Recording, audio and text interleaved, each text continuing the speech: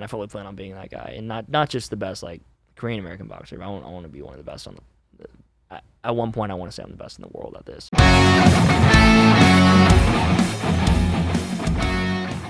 You are a Korean American boxer, something where you're not just American, you have a full fan base in Korea. And I want you to tell everyone about this, about having the fan base on both sides, who you're actually fighting for, because you're fighting for to be the best Korean American boxer in the world.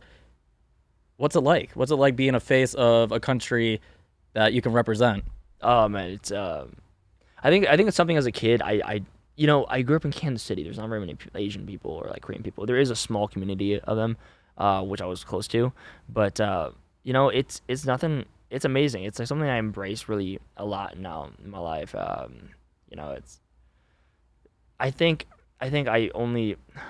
There's some sort of like obligation to represent your community and your country well, as one of regards to the Korean people.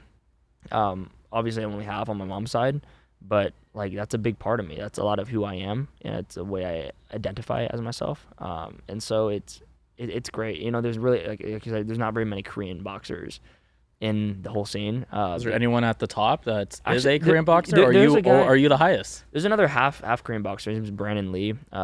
He's pretty good. I don't know him personally and stuff like that, but we have some mutuals, and he's a good fighter. Give it 6 months, you'll be friends with him. All right, it'll be cool, man. But yeah, it's like there's not very many, and predominantly Latino and like African American sport.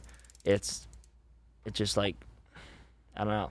There's not very many of us, so there is like some pressure to like be able to like you want to be that guy, know. And I fully plan on being that guy, and not just the best like Korean American boxer. But I want to be one of the best on at one point. I want to say I'm the best in the world at this. Right. And you also talked about how some of the Koreans up in South Korea have DM'd you and messaged you, and it's crazy, man. Like yes, I've been on my phone. Do you know how to speak Korean? And I can understand it. Speaking it is a little bit different. It's a little bit harder to speak it. I assume they're speaking to you in Korean, and what are you doing back? Yeah, actually, a lot of times they'll message me in English. Oh, really? It'll be like scattered English, and I'll kind of like piece words together, and I'm like, oh man, thank you so much.